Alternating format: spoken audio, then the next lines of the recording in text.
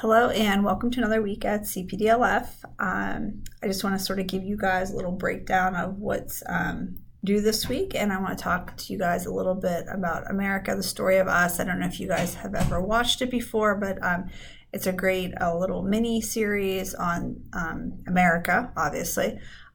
So let's get started here. So this week we're focusing on a need for regulation is where we're starting.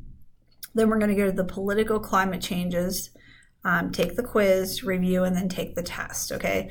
So essentially you have an assignment to complete each day of the week or however you want to break it up. Okay, so let's start with the need for regulations. It's going to talk about why there needs to be rules, and it's going to talk about the Industrial Revolution and oil and Carnegie and all of this stuff with the businesses, Rockefeller. So it's going to go through that. I think it's a pretty interesting unit. It's also going to talk about child labor and all of the things that go along with that. Okay, Unit 2.20 deals with political climate changes. And it's going to talk about the Gilded Ages and political machines and people sort of taking charge. It's going to go through that. It's going to talk about some of the presidents pretty quickly. And then you'll have some questions, okay? Then you'll come along to the quiz, Economic and Political Change. On what you had learned. So you'll go through and you'll take the quiz. Then you'll have a review. It's Unit 2.25. And it'll be a review on what you learned with Reconstruction, the Native Americans, social changes, the Industrial Revolution, the political system in America and how that was changing. And then you will take your quiz on growth and innovation, okay? So please make sure you're taking notes, you're highlighting whatever you need to do to make sure you know the material. And like I said, you're gonna have to do about one assignment per day in order to complete it. Now, the next thing is I was going through the other day and looking at your progress and your grades. I noticed that some of you are getting a little far behind with your progress, okay? You need to make sure you're doing the assigned work each week.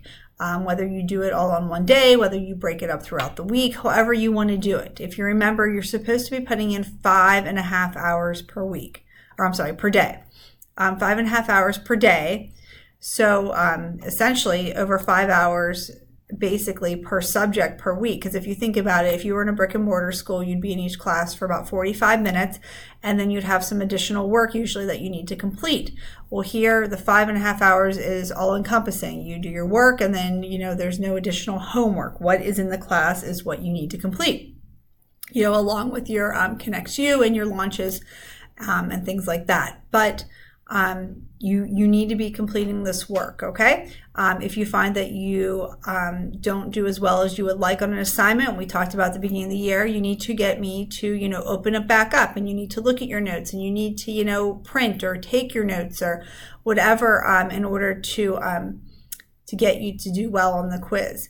Also remember, we have learning labs on Mondays and Thursdays from 1 to 3, most Mondays and Thursdays, I should say. From 1 to 3. So, you're very more than welcome to come in here. We've had a great turnout. We're here to help.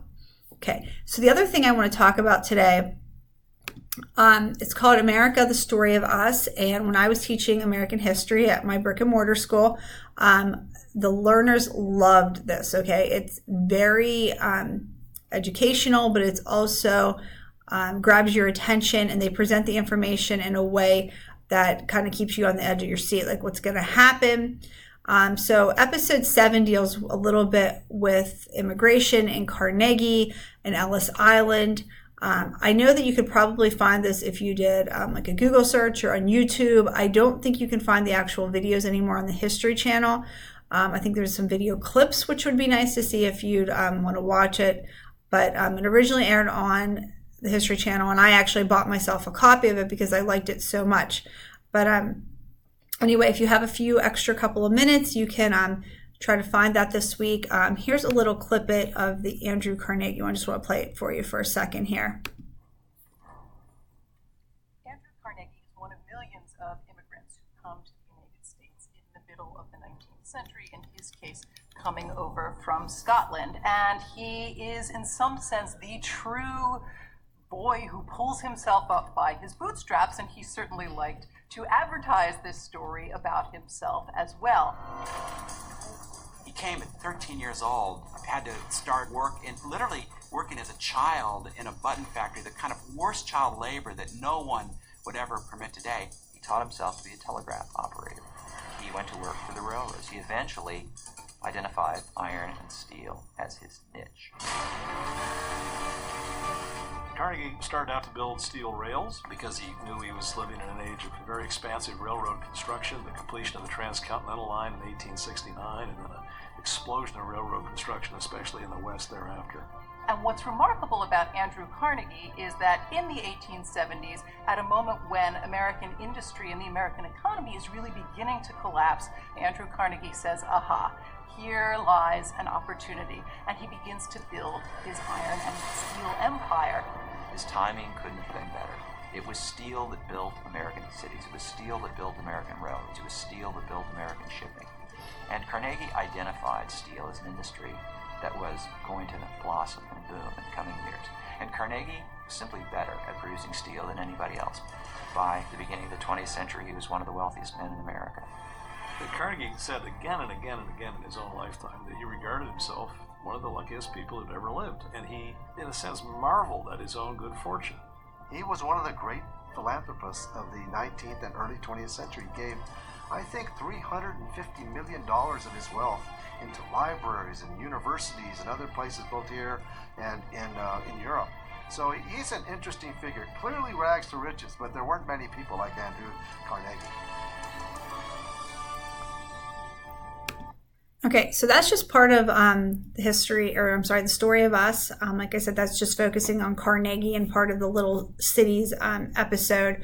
But like I said, this was a huge thing when I taught in the brick and mortar school. American history. This was right up everybody's alley because it talked about a lot of different subjects. Okay, so remember this week, please try to get caught up if you're a little behind. Make sure you're completing units 1.19 up until 2.26. And if you have a little extra time and want to catch America, the Story of Us, let me know what you think. Okay, have a wonderful week. Thanks. Bye.